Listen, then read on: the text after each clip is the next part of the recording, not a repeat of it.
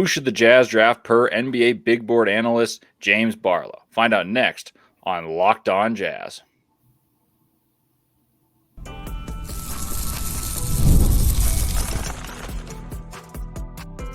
You are Locked On Jazz, your daily podcast on the Utah Jazz. Part of the Locked On Podcast Network, your team every day. Hello and welcome in to Locked On Jazz. I'm Leif Thulin, filling in for David Locke, and I'm excited as always to be with you guys and have the opportunity to talk about the NBA draft and my Utah Jazz. I'm a lifelong Utah Jazz fan, as you guys know by now, who's a credentialed NBA draft analyst, attendee of the 2023 and 2024 NBA Draft Combine, Jazz broadcast assistant and statistician the past 3 seasons, as well as a lover of college basketball. So don't expect all the geeky numbers of usual to be gone, but I'll bring a unique perspective as a college hoops fan to get you prepared for the draft in a critical juncture for your Utah Jazz. Thank you for all listening to Locked On Jazz and making it your first listen. Remember, Locked On Jazz is free and available on all platforms, including YouTube at Locked On Jazz, where the best way to help us grow is comment anything below. And today's question is, do you agree with James on who the Jazz should take? We're going to talk about all of that. But today's sponsor is brought to you by FanDuel. Make every moment more. Right now, new customers get $200 in bonus bets with any winning $5 bet. That's $200 in bonus bets with any $5 bet. Visit FanDuel.com/lockedon to get started. All righty, James, thank you for hopping on. This is a fun one. So we're going to start, for those of you just wondering, we're going to start with talking about how the draft's going to unfold ahead of the Jazz, or how we at least expect it to, in order to then give you players we think James and I think the Jazz should take. And James and I tend to see things similarly, but maybe we'll bounce something off differently. So thank you for joining in. And it's almost here. The draft's only 10 days away. Yeah, I'm ready, man. I'm ready to get started. I guess you could say I'm tired of looking at these guys. I'm ready to figure out the next chapter. You know, I'm looking forward to the draft, and I'm really looking forward to the summer league and giving post draft grades. So I'm ready. This should be fun today. Yeah, it's always a fun time where you can say, oh, I was right about this guy, and then someone clearly just jumps out that you were low on, or vice versa. So the way I wanted to start this podcast is kind of ask a question that Jazz fans probably aren't thinking about too much, because they're trying to pick which guy they want. But who are the guys that are going to be there? What is where there's smoke, there's fire type of reports about guys going where? And I know we don't know all of it, but we're pretty plugged in, and we like some of the players that I think scouts like as well. So obviously I think you're going to see Sarr, Risa, Shea, Castle, Klingon as kind of the top 5. I mean, that's 4 of the guys. And then there's people that like Shepherd. There's people that don't like Shepherd. I think there's people that like Cody Williams in the top 5, and there's some that think he's the 12th pick. So from after that top 4 I just listed, I think it's pretty wide open. Who do you think kind of fulfills that 5 through 9 spots? And it doesn't have to be in order. Just kind of give me the list of guys in terms of your confidence level that you think would be gone for the Utah Jazz at 10. So you said guys that will be gone 1 through 5, right? So 1 through 5, I think it's pretty safe to assume that you're gonna have Sarr, Risa, Shea, Castle, and Klingon off the board. Right. So who are the other guys that you think will be gone by the Jazz by the time the Jazz pick 10? So looking at my notes, I believe that let's see what else do I have. I don't think Reed the Shepherd will be there. I don't think Tijon will be there. And I think either one of, and this is just the vibes that I'm getting from the internet, I think one of Maras and Holland will not be there. But I think one of them has a chance to be there at 10. So that leaves Cody Williams and Topic for 2 more spots, in my opinion. Do you think Topic slides that far? No, I think he goes 8 or 9. I'm with you. If I'm a Jazz fan, and I've been vocal about this, I'm not a fan of Reed Shepherd to the Utah Jazz. I'd be thrilled if he goes ahead. This is where you root for the players that you're not believing in the fit or the talent level. And I don't think he's quite the talent level that warrants the top 10 pick, nor do I believe in the fit in terms of Shepherd. I don't think Buzelis, like I'd be okay if the Jazz took him, but when I watched him, I was kind of questioning stuff that I didn't question before, and that's not a good feeling to have when you have your first real in-person evaluation. I kind of think he's going to be gone, and Holland slides, and I think Holland's the guy with more potential than Buzelis.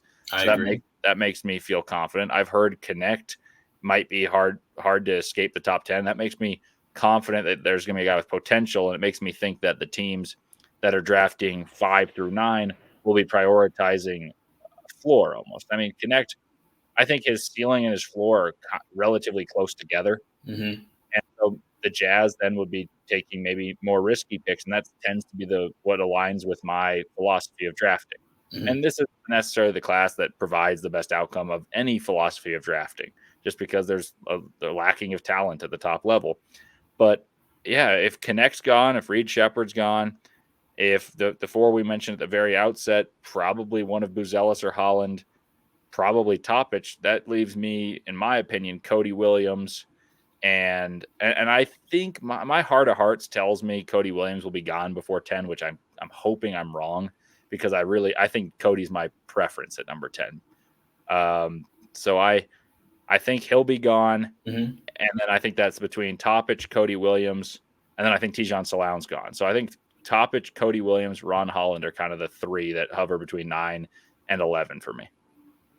So if you had a choice between Topic and his knee, Cody and his off and on assertiveness, and I guess you could say Ron or Madas, you would choose Ron? I would be really close, because if you were to guarantee me that Topic comes back with no ailments, and I don't even need guarantees of how good he is, I just need him to be the same physically able player. From the knee, I think I'd lean towards Topic. Cody's growing on me. I've been watching some film, and I've liked him. I did an episode with Raphael and Big Board about how Cody Williams could be a top 4 guy at pretty much the outset of the year in college basketball. Mm-hmm. And I see it again in some flashes, and in some games, like you said, he's lacking assertiveness. And right now, in terms of who I think will be available, I would lean towards Cody Williams, because I just think that Holland's slipping, and I don't know if the Jazz are the team to stop it. You know how I feel about him, that I think he's kind of in between RJ Barrett and Josh Okogie, and the Josh Okogie scares me. So I would lean Cody Williams to the safest. The highest upside would be probably Holland and Topic. It just scares me with the health, because he's already not particularly quick. So yeah, I mean, it's an interesting thing, and we're going to get to your preferences coming up next. But the question I have for you is, do you think the teams that are drafting even 4 through 9, because the Spurs have their foundational piece, now they're trying to supplement him, well, do you think teams are going to try to pick safely and quote unquote not make mistakes rather than go get their guy, or do you see teams trading into it? Because I mean, we didn't even mention one of the guys I think is one of the best players in this class, and Rob Dillingham. He seems to be sliding. There's reports that his agency is hiding him. So is he a possibility? I would love to see that, but at talent level, it just doesn't seem like he should fall in this, because he's got a clear-cut scoring skill set that very few in this class have of any attribute. He's at the top level of one that's coveted in basketball, and I don't think there's that many people in this class that have a skill set, regardless if it's defense, shot blocking, three-point shooting, that are close to him on the offensive side of the ball, as opposed to just specifically one attribute. See, yeah, I think if it were me and we talk, me or you, I'm going to go with upside. Again, if the upside looks like legit, I'm going to go upside in this draft, because ultimately this is a draft, in my opinion, that we're going to get pieces, not foundation pieces. We're going to get pieces to build around for the future, possibly to trade. So I'm going to take who I believe has the most upside. So that's why I'm higher on I feel like Stephon Castle's upside is extremely high, because if the jump shot works, he does so many other things very well. And then it's why I'm a little lower on and it's funny, I was watching him today because I'm trying to make sure that I'm not missing anything. But we talked about research, I buy his floor. I don't know what his ceiling is, because he's just kind of limited off the dribble, and he's pretty much primarily an off the ball guy. I understand the desire to take somebody like that who's going to be low usage off the ball, because if you have a set guy around him, like you want to build with a Zach Richardson. But me personally, and I still think even the Spurs, they should go for like an upside guy. I think Portland should go upside, because with the guys that you do have, you're still trying to figure things out there. But ultimately, I do think some teams are going to play it safe, and I think that's why Dalton Connect is a top 10 pick, because you know exactly what you're going to get from him, and he should be able to contribute day one with his age. But it'd just be interesting to see. Like, I think Utah is in a good spot and a bad spot. Bad because you're picking 10, but also good because there's no clear cut number one. You could end up with the best player in the draft at 10, just because there's just so much uncertainty.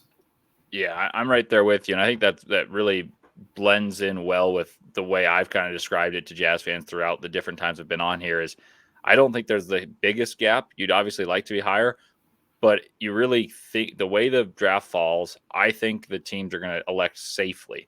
So you're going to see a guy like Dalton Connect be picked higher. You're going to see maybe Devin Carter gets picked. The guys that have a projectable role. You're going to see Reese Sachet potentially go one, which I align with what James said about I don't see him being a number one. And then you see even Sarr or Klingon. I don't think Klingon's got this star potential, but he's up in the upper echelon. The only guy of those top four I mentioned that I think could actually have a chance of being a star is Stephon Castle. So we talked about how the draft will fall. Now we're going to talk about who the Jazz should pick per James, and I'll chip in as well. Like I said, I've been mulling it over. I mentioned that Cody Williams I far prefer over a guy like Reed Shepard, who's been discussed before. But first, before we get to that, let me tell you guys about FanDuel. All right, summertime means baseball. We know this. The NBA Finals and more are still on the docket, but baseball's all summer long, and you can bet it all on FanDuel. Right now, new customers get $200 in bonus bets with any $5 bet. That's $200 you can use to bet everything from the Finals MVP, which could be ending tonight, or I guess when you guys listen to this, could have ended yesterday. Who's going to hit one out of the park? Could it be my guy Rafael Devers of the Red Sox, who earlier this year hit home runs on 6 consecutive days for an MLB record? You could always bet on him. He's almost a sure thing. Visit FanDuel.com/lockedon and add a big win to your summer bucket list. I also want to tell you guys about Murdoch Hyundai.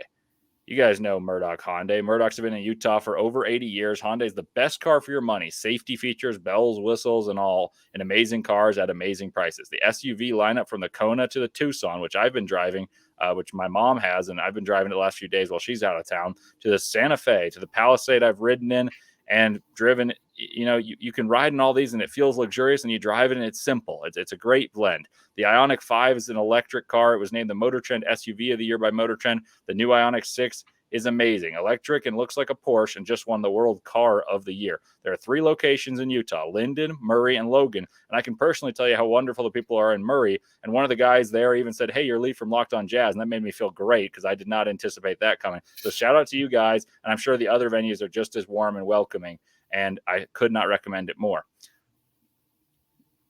So welcome back to Locked On Jazz. I'm Leif Thulin. I'm joined by James Barlowe. I got one last question for you, and James and I have asked this before. You guys still watching Fox Sports and ESPN on your TV all day long and have to turn down the volume with all that shouting? Make the switch to Locked On Sports Today, a free 24/7 sports streaming channel programmed for you every day to bring you the biggest stories without all the screaming. Locked On Sports Today brings you can't-miss analysis, opinions, and news, streaming 24/7 on YouTube or the free Amazon Fire TV channels app. Part of the Locked On Podcast Network, your team every day.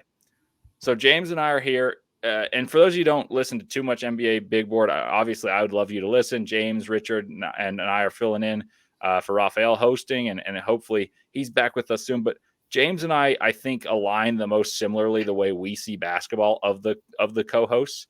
And so maybe he's going to give a similar pitch, but maybe his pitch for different prospects is going to resonate with you more than mine does.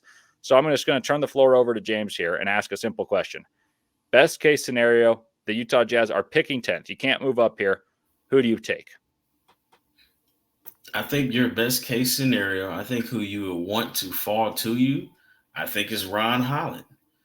Watch some film of him today. That his ability to get downhill, it's not necessarily a side-to-side like creativity, but if he gets a step, he's almost guaranteed to get to the basket. He's going to draw a lot of fouls.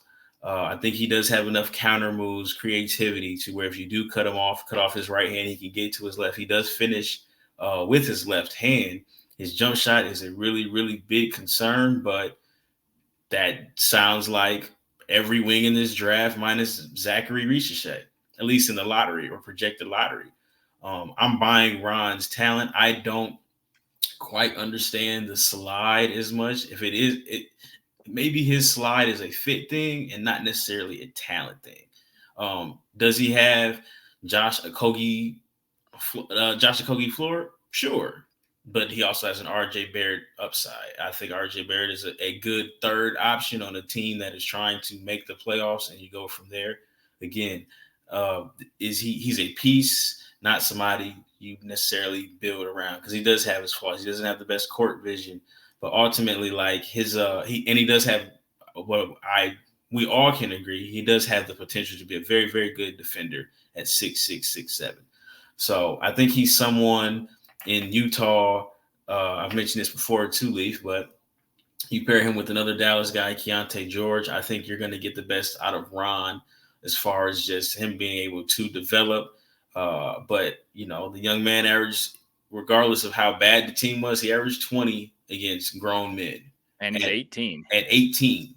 And he played the whole season at 18. He doesn't turn 19, I don't believe, until the summertime. So, that is something that you can look forward to. And physically, he had no real issue. So he still has his teenage body. He'll have an opportunity to develop. But I just think he's a jump shot away from being a really, really good player. But it's going to take, obviously, the system that he's in, and also, what kind of work ethic does he have to develop his game. But I really like him in Utah, and I really think that's the best situation for both sides, for him as a player and for the organization. Because I feel like wing is the biggest need for Utah right now.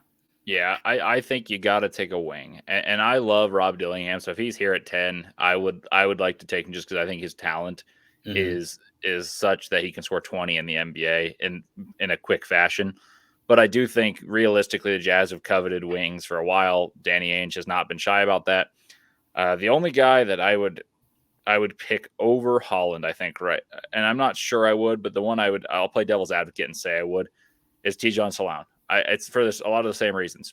He's bigger, 18, played professional basketball in France, didn't score as much as prolifically, but picked up the production in big games in the playoffs. He had a game where he scored 19 points and was efficient, took over the game late with big threes, and his shot, like James just said, all the wings in this draft minus Ricochet, there's questions about their shot. Well, he wasn't shy to take them. That means something. He had the confidence in himself at 18 years old, playing professional playoff series, and he stepped up in the biggest moment and had 10 points in the fourth quarter and led them to a win.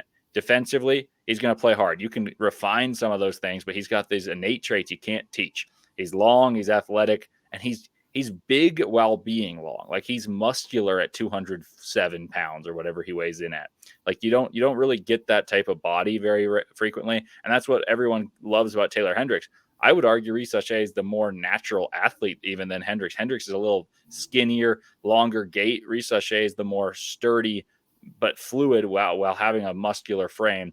And so I think he could have the ball in his hands, develop that more. Shot looks fine to me, and he's got all that energy. So, and then there's the middle ground. I think those two would be the highest upside. I think Cody Williams is somewhere in the middle ground. I don't see him having as high of an upside as those guys, but I do think he's more refined with the ball as a playmaker, as a facilitator, but he just lacks the aggression and maybe the extreme twitch that Holland has as a run-in jumper. But he's a better shooter. He shot 42%, albeit on very low volume at Colorado. Fit in, played multiple roles. I listened to him talk about his role at Colorado. He said, sometimes they ask me to guard the best three-point shooter. Sometimes they ask me to take away the best player and pick him up full court. Sometimes they ask me to attack downhill.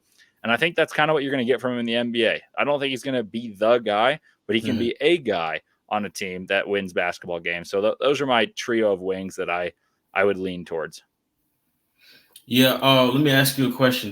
Are you buying Keontae George long term as a point guard? Or do you see him more as a 2/combo guard? So that's the question that Jazz fans are trying to figure out. Danny Ainge said we're not sure yet. I think that Keontae overperformed as a rookie at the point guard position because you knew he could score and his shot was the biggest issue. I have no worries about Keontae George figuring out how to shoot in the NBA. The guy, when he wants to, can pour it on. He hit 9 threes in a game. Now the question is, how is he as a point guard? In his very first game in the summer league, he had one half where he was trying to figure out how to play basketball while being the point guard and still score. And then the rest of the summer league, he was the best player in the summer league before he injured his ankle. And so I think part of that was just growing pain. So I think he overperformed to make this even a question, whereas Jasmine's like, oh, we don't have a point guard. So to answer your question, though, I don't think we know, but I'm operating under the assumption he is until you give me a better point guard. Now, if you give me Rob Dillingham, who I think is just as good a scorer as Keontae George, if not a better one, maybe a better shooter, then maybe you shuffle him aside. Maybe you go for a veteran that does so. Maybe you trade up and try to get Castle and say, here's our point guard, here's our shooting guard, but now we have the adequate size. But I'm operating under the assumption he's the point guard of the future until I'm presented with the point guard of the future. So my thinking is, I think regardless if you think he's a point guard or not, the more playmakers you have, the better your team is going to be. And that's why it'll be interesting to see what they do if Topic is available at 10. So if the knee concerns, they check out, or you say, you know what, we believe that if he's healthy, he's a top 3 pick, which I had him at one point, Topic. But if the knee checks out, you could potentially roll out a 6'6" playmaker along with a 6'4", 6'5", Keontae George who can score and make plays. And I think that can also set you up for the future as far as like your backcourt, because you can look at it as we have a co-point guard. We have 2 guys that can go out and get it. But yeah, I don't know if Rob would work in Utah. I just kind of think that at 6'1" and then Keontae at 6'4", that would be too much or too small, I guess you could say. But I do like Topic there if you're willing to, if he's available. I don't think he slides that far personally, but if he is available, I think that you can get away with 2 playmaking guards. Like you got 2 guys in pick and roll that can get downhill, the better you are, and then that helps out your Taylor Hendricks who's still figuring out the jump shot at the 4. Or if you sit here and say, well, Kessler, we're not gonna draft the center, we can, like, you got guys that can get downhill and find him. So I do like Topic there at 10. If Holland's gone and Topic slides, I would personally go Topic. I like Topic, especially with the idea of a redshirt year, and then the Jazz internally grow by the time he comes back. And typically the guys drafted near the top of the draft who have had redshirt years, so to speak, have a very good track record. Like obviously Chet Holmgren's the most recent example. There's Blake Griffin, Joel Embiid. Obviously these guys were undeniable talents. Well, Topic, if you were to like project everything to maximum, you turn all the sliders up to top potential, you're looking at a guy who's a 89th percentile pick and roll operator who shot adequately, even though I don't love his shot. He's big and he gets to the rim. He averaged 15 and 6 in a professional league at 18, while having deficiencies shooting the basketball in leagues that don't score very much. So if you put that into NBA spacing and his shot improves as he works through the knee injury, then you could be getting a guy with some of the most upside in this class. So I'm with you there. We'll continue a little bit of this discussion as well as discuss what the players look like towards the end of the first round. Could you get a steal at the end of the first round? Everyone covets one, or do you go with the safe pick? James and I are going to talk about that coming up next. But first, a word from eBay Motors. Passion, drive, patience. The formula for winning championships is also keeps your ride or die alive. eBay Motors has everything you need to maintain your vehicle and level it up with peak performance. Superchargers, roof racks, exhaust kits, LED headlights, and more. Whether you're into speed, power, or style, whatever you're looking for, you can find it at eBay Guaranteed Fit. Your part is guaranteed to fit with your ride every time, or your money back. Because with eBay Motors, you're burning rubber, not cash. With all the parts you need and the prices you want, it's easy to keep your car and make your car the MVP and bring home huge wins. Keep your ride or die alive at ebaymotors.com. Eligible items apply. Eligible items only. Exclusions apply. eBay Guaranteed Fit, only available to U.S. customers. All right, welcome back to Locked On Jazz. Leif Thulin here with James Barlowe from Locked on NBA Big Board. We've been doing a lot of podcasts together, so I think I know where James is going to go with some of these, but this is a topic that we don't just explore too much on Locked on NBA Big Board, but we're looking at the end of the draft, end of the first round, early second round. Who are the guys that you think are going to be available at this range and that you think either fit with the Jazz or you just think are worth the swing? Because I think there's a few guys that are hiding in plain sight, frankly, and based on the mocks I've seen. So I think your best bet. Hopefully he's there. It's really hard to get a feel on who's going to be available, especially like this late. But I really like Pacome Dadier, French wing. He's 6'8". He played for Ulm in Germany. He's 18 as well. He has a lot of talent. I think of the Frenchmen that they get talked about, I think he's the best ball handler of the three wings. He shoots the ball as well as Tijon, maybe a tick lower than Risache. He didn't have the production that they had because he had a lesser role. So maybe you say they're more talented, but I think he has upside. I think he can play on the ball. I think he can play off the ball. He's just 18. Will he be there at 29? I don't know. I've seen some mocks have him in the second round. I've seen some people think that he's a top 20 pick. That's basically just the story of this draft in general. Who I do have a really good feeling who is going to be there at 29 is Isaiah Crawford out of Louisiana Tech. That's exactly what I thought you were going to take. Yeah, Leif already knows. I've been beating the Isaiah Crawford drum. He is a descendant of Kawhi Leonard, OG Anunoby. You're probably not going to get Kawhi Leonard from him, and that's perfectly fine. But the research shows that he shoots the ball extremely well. He shot the ball just as well as I want to say Tristan Da Silva did this year. He is a 4-year guy, but he started school at like 17, so I believe he's still 21. He was at Louisiana Tech. He's got big, broad shoulders, long arms. He defends, shot the ball well off the catch. There is some shot creation. Do I think his shot creation is going to translate at the next level? That remains to be seen, but he is like the prototypical defensive 3-and-D guy who can put the ball on the ground just enough to make shots. So if he's not there maybe you can get Pacome at 29 and him at 32. I don't feel like you can go with, I feel like the Jazz need to load up on as many wings as possible just with the uncertainty that they do have on the roster. Yeah, he was the first guy I jotted down on my notes because I haven't watched as much Louisiana Tech as I have some of these other schools that are, prominent in these rankings. Like we talk about guys like TJ Shannon in an episode recently. I think Crawford, we talk about Shannon's got this explosive athleticism. I think Crawford's got more NBA applicable athleticism. His traits translate better. He's not quite in this class in terms of over 7'2" wingspan, hands are enormous and big broad shoulders. But the guys that come to mind that are in that exclusive club, and there were measurements to boast this, but I don't have them right now, are Tari Eason is the most recent one. Patrick Williams, the second to most recent one. And then you have the Kawhi Leonards, the OG Anunobys. So those guys don't really fail. And you can be like, well, Tari Eason's unproven. He's pretty good through 2 years. I think the only thing that can stop Tari Eason is his leg. Yeah.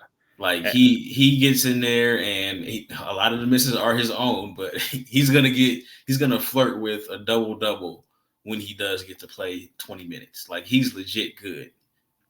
Yeah, I mean, I'm Crawford's the guy that's rising up my board the most. I'm working on completing one, so I'll let Jazz fans and big board fans find that.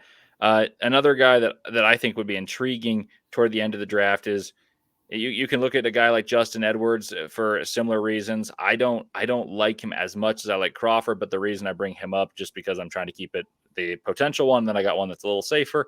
The potential for Edwards is basically he's long. For a long time, people thought he was going to be this guy who's ball in hand. He's not. He shot 38 from 3, though, at Kentucky. I don't think he's a great shooter, but he's long and rebounds well and shot 38 from 3. He was a lefty at Kentucky, was heralded out of high school. Sometimes those type of guys pan out not as the star that they're heralded to be, but they're good players. So what do you think of those two upside guys? Then maybe we can each give a guy that we think are a little safer. I like Justin Edwards. Again, like we've mentioned before, Leif, people were really high on him. We weren't high on him. Now that like the temperature is cooled off, like I get it. I think I would personally go with Crawford over Me too. him at that particular spot, just because, like, I mean, while he is a freshman, I believe that's like there might be a year and a half age difference between Yeah, the two. he's 20 years old, almost. Well, he's 20 years and about half a year to go until he's 21. Yeah, So so like, Crawford played 4 years, 3 years more of college basketball, but only a year and a quarter older. yeah, so that I don't feel like that upside difference is going to be like that much there. What do you think about a point guard here at this spot? I mean, Kolek would be the one that comes to mind for me here. I know in some mocks there's like Bub Carrington there. Well, spoiler alert, he's going in the top 17. Yeah, he's not going to So be if there. he were there, just run to the podium. But the two guys that stand out to me that I would consider guards aren't necessarily point guards. I like the idea of Nikola Jurisic and maybe even a Cam Christie. The reason being they have traits that I think translate well. They both shoot the ball well and have length. In the case of Jurisic, I saw him at the combine. He looks comfortable with the ball in his hands, is a good passer. I don't know exactly how engaged he is. He kind of almost looks indifferent while on the basketball court. And maybe that's just he's calm, just from like a level of seeing him play. He doesn't look like he's sweating out there, but he shoots the ball well and he gets to spots. And he's also 6'7", 6'8", and can put you on a poster as he did once in the combine. Also hit a catch and shoot three, whip a pass around. Christie's the younger brother of Max Christie. Shoots the ball well. Is very thin, has a body frame to grow into at 6'7". Can I interest you in a AJ Mitchell from Cal Santa Barbara if you decide to go Ron Holland at 10, and then you say Pacome at 29 or Isaiah Crawford there, and AJ Mitchell falls out the first round and he slides to 32, and then we go back to we got two playmaking guards who can interchange at point guard, shooting guard, where we just blur the lines and say whoever gets it goes. Because AJ Mitchell, I believe he had good measurements. Yeah, yes. he measured pretty well. I saw him play at the combine in the scrimmage. He looked under control. I actually saw him play 2 years ago at March Madness too, and he was the standout. Yeah. Like, you're like, oh, who's this guy playing against Baylor and Keontae George? And honestly, in that game, he was the better guard between he and Keontae George. But I wouldn't be complaining about that. Well, the last guy I would bring up as more of the long-term potential pitch would be Ryan Dunn, just because he has one skill that is NBA ready right now, but you could argue his skill might be the strongest of any particular skill of anyone in this draft. Defensively, he is a monster, an absolute monster. He blocks shots at a center level, playing the small forward in a pack line defense. For those of you who don't know what a pack line defense is, it's where you kind of clog the gaps between a player to player and disincentivize drives. Therefore, you don't really have many chances to block, and you also play at a tremendously slow pace. Yet he averaged over 2 blocks per game. He gets steals, he rebounds the rock, and slides his feet unbelievably well. I saw him work out at the combine. Shot is not good, but I almost think it's more confidence related than form, because the form's a little janky, but I just think he's just kind of one of those guys who's realized what his role is and is trying to break out of it so hard that the slump has worsened, in my opinion. Hey man, you know who else had good form and couldn't feel his fingertips? Ben Wallace, man. Ben Wallace, everything looked good, but sometimes looked like it was a duck getting shot out the air.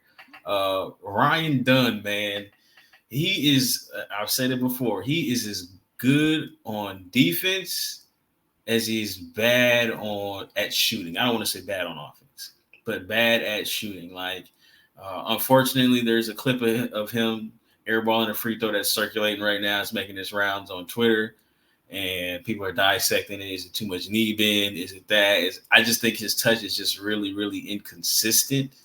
But I have no issue with taking him at 32, because you know what? If he just becomes a dunker, a pick and roll dunker at some point, because he's athletic. He's athletic enough to play the wing. He just doesn't shoot well enough to play the wing. So if you can tell him, like, you know what, we're going to have a stretch 5 out there at some point. I don't know who that is. I don't think you guys traded Kelly Olynyk. He played for so many teams the past 3 years. It's hard to keep up. But if you decide to go small and you keep Lowry at some point, And then you can say, all right, Ryan, you're the screener. Like, it will absolutely work for him right there, because he has the athleticism to catch on a short roll and make plays, or finish at the rim. He just is not a good shooter. But at 32, I like it. When people were talking about him as a lottery pick, I was like, there's no way I can take a one-way guy in the lottery. Yeah, I'm with you there. He was a guy that I actually was very early on in the process. I did an episode talking to the best returning sophomores, and I said, well, you might get a top 20 pick out of this guy. And then he was everyone's lottery, and I was watching it, and I was like, there's no way. But it's coming to a level. Are there any other guys, the last guys on your notes, or is this kind of the Jazz recap? Because I like the players. Like, I kind of expected to like the players you said, because we see the game pretty similarly. Any last guys you think the Jazz fans should educate themselves about near the end of the draft, or near the end of the first round? I mean, you say he's top 20. He probably is top 20, but if Baylor Shireman somehow falls, I'm sure Leif will be doing cartwheels in Utah. I will be. Might as well see me running around on a highway with my shirt off. Melvin Aginsa, 6'8" wing shooter. He probably has a two dribble max. All right. After 2 dribbles is going up, or he's gonna have to pass to somebody. He's not really gonna get to the rack. That's really maybe Bobby Clinton at 32, if you like that kind of player. But that is really, really. Wait, you have a need for backup center, correct? Yeah, I think that's a moving part, but I'd say yeah. No, I don't think you want to do Chomchi. Yeah, I didn't like him at the combine personally, but I mean, who knows? He's the youngest player in the draft. But yeah, I mean, those are the guys. James and I are seeing it pretty similarly. I appreciate you for hopping on, and hopefully we get you back on to talk more Jazz when I'm hosting. But thank you guys for listening. With your next listen, maybe if you liked listening to James, you can listen to more of James and perhaps myself on Locked On NBA Big Board. And if not, maybe watch Locked On NBA, because the finals could be over by the time you're listening to this one. So I appreciate you guys for listening, making Locked On Jazz your first listen. But I also just have one last thing. I implore you guys to check out Locked On's launched their first ever national sports 24/7 streaming channel on YouTube. And it's also now available on Amazon Fire TV in the free Fire TV channels app. Locked On Sports Today is here for you 24/7, covering the top sports stories of the day with the local experts of Locked On Plus, our national shows covering every league. Find Locked On Sports Today, now available on the free Fire TV channels app. So thank you guys for listening. And as always, go Jazz.